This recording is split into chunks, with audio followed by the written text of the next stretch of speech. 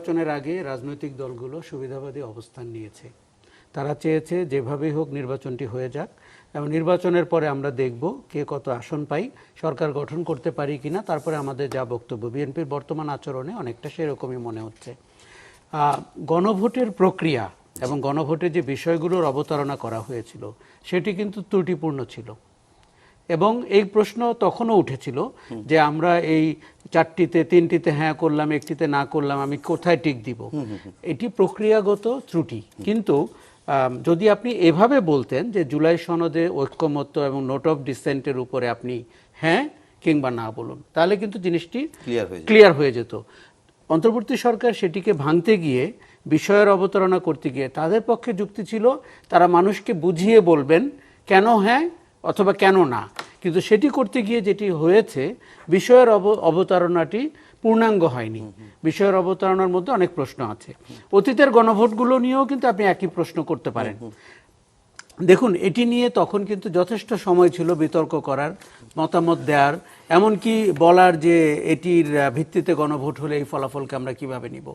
এটি আমাদের সততার রাজনীতির পরিচয়ক হতো, সেটি হয়নি। সেই সময় বিএনপি যদি বলতো যে আমি গণভোটে মনে করি ত্রুটিপূর্ণ এবং এটি প্রক্রিয়া ঠিক নেই, প্রশ্ন ঠিক নেই, বিষয় ঠিক নেই, কাজেই এই রায়কে আমরা যদি বিজয়ী হতে পারি আমরা পুনর্মূল্যায়ন করব। এই কথা কিন্তু তখন বলা হয়নি। এখন আপনি সংসদ গঠিত হয়ে গেছে, সদস্য হিসেবে আপনি শপথ নিয়েছেন, আমাদেরকে তো সামনের দিকে আগাতে হবে। দেখুন, আমি বারবার যেটি বলছি, রাজনৈতিক বিতর্ক আপনি করতেই পারেন এবং পার্লামেন্টে ঘন্টা মিনিট হিসাবে যতই খরচ হোক সেটিও চলবে, কিন্তু আমরা তো সামনের দিকে আগাবো। আমাদের যে 1400 মানুষ জীবন হারালো আর 27,000 মানুষ পঙ্গু হলো, তারা কি পেল? আমরা তো কেউ কেউ এমপি হলাম, মন্ত্রী হলাম, স্বরাষ্ট্রমন্ত্রী হলাম। কাজেই তাকে আপনি আপনার এই আন্দোলন সংগ্রাম বা জুলাইয়ের যে অভ্যুত্থান তার ফসল পৌঁছে দিবেন কি করে? এইভাবে যে আপনি রাষ্ট্রের সংস্কার করবেন, আপনি আমাদের শাসন ব্যবস্থার পরিবর্তন করবেন, এটি কিন্তু বড় মোটা দাগে সেটি আমাদের আশা আকাঙ্ক্ষা। এখন দেখুন, আমরা একটা অদ্ভুত ঘটনা ঘটে, আমরা সরকারে গেলে সংবিধানকে সাংঘাতিকভাবে উপজীব্য করে তুলি এবং সংবিধানের বিকল্প আর কিছু হয় না। আপনাকে একটা জিনিস মনে রাখতে হবে, জনগণের আশা আকাঙ্ক্ষাই মূল, সংবিধান তার ধারক এবং বাহক। হোয়াট ইফ সংবিধান যদি আমার গণতান্ত্রিক চেতনাকে ধারণ করতে না পারে, এবং 72-এর সংবিধান আসলেই সেটি পারেনি। কাজেই আপনি সেটিকে প্রশ্ন করবেন না এবং সেটিকে ধরে আঁকড়ে থাকবেন। কে কাঠামো ধরে আঁকড়ে থাকতে চায় জানেন? যিনি চ্যালেঞ্জ মোকাবেলা করতে চায় না, যিনি পরিবর্তনের সাথে এগুতে চায় না। দেখুন, সময় বদলিয়েছে। আমি তো মনে করি যে পার্লামেন্টারি যে প্রসিডিংস আছে, যেভাবে পার্লামেন্ট চলে, সেটিরও আপনি সমালোচনা করতে পারেন। এই আমাদের যে বর্তমান জীবন এবং সময় এবং অর্থনীতি এবং রাজনৈতিক সংকট, সেটিকে আপনি পার্লামেন্টে কি করে আনবেন? দেখুন, আমাদের পার্লামেন্ট এখনও রয়ে গেছে আপনার মনে হয় এলজিআরডির পার্লামেন্ট, কালভার্ট, ব্রিজ, সড়ক। লজ্জার না আইন প্রণেতারা? আজকে আমি একজনকে দেখলাম যে ব্রাহ্মণবাড়িয়ায় ট্রেন 2টি স্টেশনে থামবে, এটি তার এমপি তুলে ধরেছেন বলে তার এলাকার জনগণ উৎসবমুখর পরিবেশে আছে। আপনি ভাবতে পারেন একজন আইন প্রণেতা ব্রাহ্মণবাড়িয়ার 2টি স্টেশনে ট্রেন থামার কৃতিত্ব নিচ্ছে তার সমর্থকরা। আমাদের তো এই জায়গাটাইতেই বদলাতে হবে। কেন রাজনীতিটি এমন খাদে গিয়ে পড়ে কয়েক বছর পর পর? কারণ হচ্ছে তার চরিত্রটি বদলে গেছে। তা আমাদের একটা অপূর্ব সুযোগ এসছে চরিত্রটিকে জনগণের কাছে নিয়ে আসার। এখন আমি যদি পদে পদে বাধা দিই, দেখুন, প্রক্রিয়া নিয়ে বিতর্ক করে এখন আপনি ওয়াকআউট করতে পারবেন, রাজপথে যেতে পারবেন, এটি একটি রাজনৈতিক কল। আপনাকে একটি রাজনৈতিক সিদ্ধান্ত নিতে হবে। সেটি কিন্তু 10 জন নেতা বা 5 জন নেতা টেবিলে বসেও নিতে পারেন, কিন্তু এই জায়গাটিতে আপনাকে কখনো কখনো, দেখুন, আমাদের নির্বাচনের পরে এই বিতর্ক নিয়ে ভয় তখনও ছিল। কেন ছিল? কারণ আপনি যখন বিজয়ী হয়ে যান, আপনি সরকারে চলে যান, আপনি অপোজিশনে চলে যান, আপনার অবস্থান বলে দেয় ওই ইস্যুতে আপনি কোন পক্ষে যাবেন। দেখুন, আমাদের এখানে সরকারে গেলে সংবিধান উপজীব্য হয়, বিরোধী দলে থাকলে রাষ্ট্রদূতরা গুরুত্বপূর্ণ হয়ে ওঠেন। সরকার আবার বলে কেন রাষ্ট্রদূতদের কাছে? ওই একই সরকার, হ্যাঁ, ওই একই সরকার যখন বিরোধী দলে ছিল, ওই ডেপুটি সেক্রেটারি, জয়েন্ট সেক্রেটারি রাষ্ট্রদূতের বাসায় যেতে পেরে নিজেকে ধন্য মনে করত। এই ধরনের দ্বিচারিতা এবং এই ধরনের ডাবল স্ট্যান্ডার্ড আমাদের রাজনীতি থেকে যদি না বেরোয়, আমরা কিন্তু সামনের দিকে আগাতে পারবো না। দেখুন না, ইদানিং আরেকটা আমি দুঃখের সাথে বলি, জুলাই অগাস্টের যে আশা আকাঙ্ক্ষা সেটি নিয়েও অনেকে হাস্যরস করছেন। কেন করছেন? কারণ জুলাই সনদ কি, জুলাই আদেশ কি, বাস্তবায়ন কেন হবে। কেউ কেউ বিশেষ করে ফ্যাসিস্ট শক্তি যারা আবার মাথাচাড়া দিচ্ছেন, তারা বলছেন বিএনপি তো ভালোই করেছে, কারণ তারা তো জুলাই অগাস্ট লাইক করে না, তারা তো এই তরুণদের নাম শুনতে পারে না। কাজেই আমার মনে হয় আমরা সবাই যেন, বিশেষ করে যারা সরকার গঠন করেছেন, জুলাই অগাস্টকে মনে রাখতে হবে তাদেরও পাটাতনটি সরে গেলে কিন্তু তিনিও ওই জায়গায় দাঁড়িয়ে থাকতে পারবেন। ওকে, আজকের ওয়াকআউটটা খুব সুনির্দিষ্ট এবং অত্যন্ত যৌক্তিক। কারণ হচ্ছে যে আমরা এই জাতির সাথে প্রতারণাটা ওখানে বসে বিরোধী দলীয় সংসদ সদস্যরা দেখতে পারেন না। প্রতারণাটা কি? যে আপনি পুরো কমিটমেন্ট ভঙ্গ করে, কন্ট্রাক্ট ভঙ্গ করে, যদিও সরকারের আইনমন্ত্রী সোশ্যাল কন্ট্রাক্ট থিওরি পড়তে বলছেন সবাইকে রুশোর, কিন্তু আপনি নিজে তো পলিটিক্যাল কন্ট্রাক্ট ভঙ্গ করেছেন। পলিটিক্যাল কন্ট্রাক্ট কি? এই যে জাতীয় ঐক্যমত্য কমিশন হয়ে, তারও আগে সংবিধান সংস্কার কমিশন, অন্যান্য কমিশন, সেখানকার প্রস্তাব, তারপরে আপনার সেখান থেকে ঐক্যমত্য হয়ে জুলাই সনদ প্রণয়ন হলো, তারপরে গণভোটে গেল, এবং এখন আপনার গণভোটে ইমপ্লিমেন্টেশন করার কথা ওই সংস্কার পরিষদের মাধ্যমে। সেটা না করে আপনি এটাকে সংবিধান সংশোধনী করতে চাচ্ছেন। আচ্ছা, আপনি আমাকে বলেন, বিএনপির ৩১ দফার ১ নম্বর দফা কি? ১ নম্বর দফা হচ্ছে সংবিধান সংস্কার কমিশন গঠন করব সরকারে গেলে। এটা হচ্ছে তাদের ১ নম্বর দফা। এখন তারা সংস্কার করবে না, তারা সংশোধনী দিকে যাবে। যা সহজ মানে হচ্ছে যে এই যেটা নিয়ে আমরা এতবার কথা বলেছি, আপনার দেশে ইতিহাস আছে পঞ্চম সংশোধনী বাতিলের, অষ্টম সংশোধনী বাতিল হয়েছে, ত্রয়োদশ সংশোধনী বাতিল হয়েছে, ত্রয়োদশ সংশোধনী বাতিল করেছিল, আবার এখন এটাকে আবার রিভিউ করে রিভাইভ করা হচ্ছে, আবার পঞ্চদশ সংশোধনী বাতিল হয়েছে। সবগুলোর ক্ষেত্রে একটাই যুক্তি দেওয়া হয়েছিল যে এই সংশ্লিষ্ট সংশোধনীগুলো আনকনস্টিটিউশনাল বেসিক স্ট্রাকচার থিওরি অনুযায়ী। অর্থাৎ আপনি এখন জুলাই সনদ এবং গণভোটে যে সকল সংস্কার নিয়ে আমরা ডিল করলাম, যে সকল সংস্কারের ব্যাপারে সবাই ঐক্যমত্য হলো, যেমন ধরেন বিএনপির দলীয় ইশতেহার ৩১ দফা এবং জুলাই সনদ, দুটোর মধ্যে কি আছে? হাইকোর্টের বিকেন্দ্রীকরণ, যেটা অষ্টম সংশোধনী অনুযায়ী আনকনস্টিটিউশনাল। অলরেডি আপনার এখানে রায় আছে। আচ্ছা, এর বাদে হচ্ছে পিআরএ করবেন নাকি আসনে করবেন উচ্চকক্ষ, সেই প্রশ্ন রাখলাম। উচ্চকক্ষ, the very idea of upper chamber, এটা তো বিএনপির ৩১ দফার মধ্যেও আছে। তো এটা কি আমাদের কনস্টিটিউশন অ্যালাউ করে?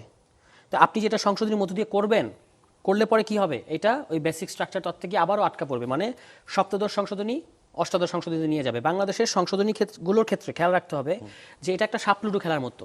সংশোধনীগুলো এক লাফে গিয়ে সাপের মুখে গিয়ে পড়ে, তারপর আবার এটা সাপের মুখের থেকে ওই নিচে নিয়ে আসে, নিচে আমাদেরকে নিয়ে আসে। এই সাপ লুডো খেলাই হলো বাংলাদেশ সংবিধান সংশোধনী। একবার আপনি সংশোধনী, এই যে দেখেন তত্ত্বাবধায়ক সরকার, একটা দেশ তো আগাচ্ছে না, তার মানে ৯৬ সালে আপনি একটা জিনিস নিয়ে আন্দোলন করেছেন, সেইটা সংশোধনী আকারে পাশ হয়েছে, আবার একটা সরকার এসে বাতিল করে দিয়েছে, আবার বিরোধী দলকে আন্দোলন করতে হয়েছে, এখন আবার সেটাকে রিভাইভ করা হচ্ছে। আপনি কতটুকু আগালেন এর মধ্য দিয়ে? আচ্ছা, একটু আপনাকে একটু এই কারণে না, আমি একটু বলি যে যেহেতু এটা নিয়ে অনেক জল ঘোলা হচ্ছে, আমি একটু বোঝার জন্য বলি। বিএনপির যতটুকু আমি বোঝার চেষ্টা করলাম, বিএনপি জুলাই সনদ একেবারে যেভাবে আছে সেভাবে অক্ষরে লাইনে দাড়ি কমা সহ মানতে চায়। আমি একটু বলি, হ্যাঁ, নোট অফ ডিসেন্ট মানে হচ্ছে যেখানে তার নোট অফ ডিসেন্ট আছে সেখানে যেহেতু সে বিজয়ী হয়েছে, সে নোট অফ ডিসেন্টটাকে এক্সিকিউট করবে, অর্থাৎ ওই সংশোধনীটা মানে ওই প্রস্তাবটা সে নেবে না। আমার প্রশ্ন সেখানে না, আমার প্রশ্ন হচ্ছে এই যখন এই জুলাই সনদটা বাস্তবায়ন কিভাবে হবে এইটা নিয়েই জামাত সহ এখন যারা বিরোধী দল তারা একটা প্রক্রিয়া জানতে চেয়েছিল, যেটা বাস্তবায়ন প্রক্রিয়া কি, সেটি নিয়ে আমরা মাঠে আন্দোলন গড়াতে দেখলাম, অনেক কিছু হয়েছে। সবশেষ এই জুলাই সনদ বাস্তবায়ন আদেশ রাষ্ট্রপতি জারি করলেন। বিএনপির এই আপত্তি তো তখন থেকেই ছিল, মানে এই আপত্তিটাকে আপনাদের নতুন মনে হচ্ছে কিনা আমি এটা একটু জানতে চাই। আদেশ বড় ব্যাপার না, বড় ব্যাপার হচ্ছে ফলটা কি? গণভোট। দেখেন বিএনপির রাজনৈতিক চতুরতাটা এখানে কোথায়? প্রথমে যখন জুলাই সনদ প্রণয়ন হচ্ছে, প্রত্যেকটা জায়গায় তারা নোট অফ ডিসেন্ট দিয়ে এসছে। প্রত্যেকটা জুলাই সনদ কেন তারা অক্ষরে অক্ষরে বাস্তবায়ন করতে চায় জানেন? কারণ প্রত্যেকটা মেজর জিনিসে তাদের নোট অফ ডিসেন্ট দেয়া, এবং এরপরে জিনিসটা এসছে গণভোটে। এখন দেখবেন যখন গণভোট বাস্তবায়নের জন্য জনগণ আপনাকে প্রশ্ন করছে, 70% পিপল যখন গণভোটের পক্ষে রায় দিয়েছে, তখন তারা একটা কৌশল করেছে, গণভোট না, আমরা জুলাই সনদ অক্ষরে অক্ষরে বাস্তবায়ন করবো। হোয়াট অ্যাবাউট গণভোট? 70% পিপল। এবং আপনি বলেছেন ইলেকশনের আগে যে আপনারা দয়া করে ধানের শীষের মতো করে গণভোটে হ্যাঁ পক্ষে ভোট দেন। এই যে এখন যে গণভোটের প্রশ্ন নিয়ে বিএনপির এত প্রশ্ন, কালকে আপনি পার্লামেন্টে দেখতে পেলেন যে একেবারে গণভোটের প্রশ্ন নিয়েই অনেক প্রশ্ন, তারা মানে প্রশ্নটাকেই তারা বিতর্কিত করার চেষ্টা করছে। তাহলে নভেম্বরের 13 তারিখে গণভোটের প্রশ্নটা সামনে আসলো, আপনি জানুয়ারির 29 তারিখে রংপুরের জনসভায় বললেন দয়া করে গণভোটে হ্যাঁ দেবেন, এবং 3 মাস গ্যাপ দিয়ে ইলেকশন হলো। এই 3 মাসের মধ্যে আপনাদের কি মনে হয় না যে গণভোটের প্রশ্নে প্রবলেম আছে? এখন আপনি বলছেন আমাদেরকে কুইনাইন গেলানো হয়েছে, তো কুইনাইন গেলানো হয়েছিল তখন বলতেন। তখন তো আপনি বলেছেন যে গণভোটের মানে সালাউদ্দিন ভাই তখন কমিশন উনিই যেতেন, পুরো মিডিয়া সাক্ষী, জাতি সাক্ষী, তারা বলেছেন, তিনি বলেছেন যে গণভোট হচ্ছে জনগণের সার্বভৌম রায়, এই সার্বভৌম রায় পরের পার্লামেন্ট পালন করতে বাধ্য থাকবে। তাহলে এখন গণভোটের রায় যখন আপনার বাস্তবায়ন করার কথা, তখন আপনি গণভোটকে নিয়ে প্রশ্ন তুলছেন কেন? এবং এই প্রশ্ন তোলার স্বার্থে কিন্তু তারা জুলাই সনদকে জাস্ট ঢাল হিসেবে, তারা কিন্তু জুলাই সনদের ব্যাপারেও খুব যে কমিটেড ব্যাপারটা তা না, গণভোটকে আড়াল করার জন্য জুলাই সনদকে তারা ঢাল হিসেবে এখন ব্যবহার করছে। আচ্ছা, যেভাবে চাবে সেভাবে হয়নি। হ্যাঁ, প্রথমে বলে নেই, তারা দুজন খুব চমৎকার করে বলেছে, অত্যন্ত মানে বিদগ্ধ আলোচক। আমি অত সুন্দর করে বলতে পারবো না, তবে একটা কথা বলি, যেমন আমার তুষারকে একটু সংশোধন করে দিই, সারার তুষার স্পষ্ট যে বিএনপির 31 দফার প্রথম দফা হলো সংবিধান সংবিধান সংস্কার বলেছে। সংস্কার। এটা ভুল, অসত্য বা ভুল পরিষ্কার। প্রথম হলো প্রতিহিংসা প্রতিশোধমূলক রাজনীতির বিপরীতে ঐক্য, সংহতি বা সম্প্রীতিমূলক রাষ্ট্র প্রতিষ্ঠা করা হবে। সংশোধন করে দিলাম তাকে, এটা একটা। আমি বের করে দেখাই, ওকে ওকে, ক্যারি অন, মেনে নিতে অসুবিধা কি? Carry on. হ্যাঁ, ভুল তথ্য দেওয়ার চাইতে বা অসত্য তথ্য দেওয়ার চাইতে। আচ্ছা, আরেকটা হলো এই যে প্রতারণা করা হয়েছে শব্দটা, বিএনপি প্রতারণা করছে। প্রতারণা বিএনপির সাথে প্রথম করা হয়েছে। কিভাবে করা হলো? জি প্লিজ। সমস্ত জাতিকে সাক্ষী রেখে 3 মাস না কত 4 মাস আমরা আলোচনা করলাম, অনেক ডিবেট করলাম, অনেক আলোচনা করলাম, সমস্ত জাতি দেখলো, সেখানে ঐক্যমত হলো। কিন্তু সবাই ঐক্যমত হলো। কিভাবে হলো? যে ঠিক আছে, তারাই পথ বের করলো যে যেসব বিষয়ে দ্বিমত থাকবে বা ভিন্ন মত থাকবে সেখানে তারা নোট অফ ডিসেন্ট দিবে। এই নোট অফ ডিসেন্ট বিএনপি একা দেয় নাই, জামাত ইসলাম তারাও দিয়েছে, 15টা সব দল দিয়েছে। দিয়েছে। জামাত ইসলাম আরো বিশেষ কোনটাই দিয়েছে যে নারী আসন, যে মিনিমাম 5% না 10% ওইখানে তারা মানে না, ওইখানে কিন্তু তারা মানে না। তাহলে কি আপনি যে গণভোটটা করলেন, আমরা যে মানলাম জুলাই সনদ আর সংবিধান সংস্কার আদেশ কি এক হইল? বা গণভোট কি এক কথাই হয়েছে? আমরা যেই ঐক্যমত হইলাম সেই ঐক্যমতটা কোথায় গেল? এখানে যে আমি আপার হাউস নিয়ে আমি দ্বিমত করলাম, প্রক্রিয়াটা এইভাবে বললাম, সেটা কোথায় গেল? সেটা আপনি গণভোটে কিভাবে আলাদা করবেন? তো এটা তো বাধ্য করাই হয়েছে একরকম প্রতারণা করা। প্রথম প্রতারণা হলো ওইটা যে সমঝোতা যেটা হলো, একটা কথা আপনি লিখে দিতে পারতেন, 4টে কোশ্চেনের প্রয়োজন ছিল না, যে রাজনৈতিক দলগুলো আলোচনা করে যেই সব বিষয়ে নোট অফ ডিসেন্ট ঐক্যমত হয়েছে সেই বিষয়ে আপনি হা অথবা না বলুন, রাজা হাসিনা হয়ে গেল। তাহলে তো কোনো প্রশ্নই আসে না জিনিসগুলা। প্রত্যেকের নোট অফ ডিসেন্টকে অনার করা হলো এবং টোটাল 4টে প্রশ্নের বিষয় না। আচ্ছা, 4টে প্রশ্ন যে আপনি টোটাল প্রক্রিয়াটা ধুমরা জ্বালার গোজামিল করা হয়েছে। কিন্তু বাবুল ভাই, আমি বলি টোটাল নির্বাচন গণভোটের বিষয়টা, 4টে প্রশ্নে আপনি কিভাবে উত্তর দিবেন? আপনি একটা প্রশ্ন যদি আপনার দ্বিমত থাকে আপনি লিখতে পারবেন যে 3টার সাথে একমত, একটার সাথে আমি দ্বিমত। Is it possible? এই প্রশ্নটা উত্তর দেওয়ার পরে আসছে, না উত্তর না তো না দিয়ে না, দিয়েছে। এই যে উনি বলেছে কিছুটা, এখন গণভোটের বিপক্ষে যদি আসিফ মাহমুদও কিন্তু বলছে যে ডিপ স্টেট, নানান ধরনের নির্বাচন বানচাল, নির্বাচন না হওয়া 25 সাল পর্যন্ত তারা তাদের বক্তব্য বিবৃতি, এই যে এই ধরনের, এই নির্বাচনটা তো হয়ে গেছে চেরোতা খাওয়ানোর মতো। এই নির্বাচন তো হয় না। হ্যাঁ, তো যাই হোক, আমার কথা সেটা না। এখন বলেন যে ঠিক আছে, তারপরে গণভোট মানুষ, এই যে আমরা তো যে অবস্থান নিয়েছি, এটা বিএনপি নতুন অবস্থান না। BNP 30 on charter, BNP July সনদ আর সংবিধান সংস্কার আদেশ এক বিষয়, এর মধ্যে ব্যত্যয় আছে, প্রচুর ব্যত্যয় আছে। তাহলে আপনি ব্যত্যয়টা আপনাকে কেন আপনি আমাকে বাধ্য করছেন? এবং কথাও ছিল জুলাই চার্টার নিয়ে যখন আলোচনা হয় যে এই যে নোট অফ ডিসেন্টের ব্যাপারে কি হবে, তখন তারাই সিদ্ধান্ত নিয়েছে যারা ম্যান্ডেট পাবে তারা সেটা তাদের মতো করে বিবেচনা করবে নোট অফ ডিসেন্টের জায়গাগুলা। তাহলে আপনি সেটা কোথায় রাখলেন? আপনি রাখলেন না তো। আমি বলছি আমার জুলাই সনদ, যেটা আমার কন্ট্রাক্ট, যেটা আমার এগ্রিমেন্ট সবার সাথে, জাতির সাথে, আপনার সাথে। আপনি তো সংস্কার আদেশ আমার এগ্রিমেন্ট না। তাহলে আপনি কেন সেটা আমাকে প্রতারণা বলছেন, অসত্য বলছেন, মিথ্যা বলছেন? এই জায়গাটাই হলো প্রশ্ন। আমরা জুলাই সনদের বিষয়ে একমত। আরেকটা বিষয় আশরাফ কায়সার ভাই যেটা বলছি, এটা নিয়ে ডিবেট হচ্ছে, আলোচনা হচ্ছে, হতেই পারে, অবশ্যই গুরুত্বপূর্ণ বিষয়, এবং সংবিধান পরিবর্তনও হবে। এখন আপনি সংস্কার পরিষদের মাধ্যমে করবেন, এর মাধ্যমে তো পথ থাকতে পারে। ধরেন আমি তখন একটা জায়গায় ছিলাম, এখন আমি আর একটা জায়গায় চলে আসছি, এখন আমার একটা সার্বভৌম সভরেন পার্লামেন্ট তৈরি হয়েছে। এখন তখন কিছু সংবিধান মেনেছি, কিছু মানি নেই, প্রচুর গোজামিল ছিল, সব ছিল। হ্যাঁ, একটা বিশেষ কারণ, বিশেষ প্রেক্ষাপট। এখন তো সংসদ সেটা দিয়ে সব না। বাস্তবায়ন, এখন তো স্টেবল, সমস্ত জাতি একটা ম্যান্ডেট দিয়েছে, একটা পার্লামেন্ট তৈরি করেছে, এখানে আপনি আছেন, আমিও আছি। তা আমরা আলোচনা করি এমন কি সমস্যা আছে যে সমাধান করতে পারবো না?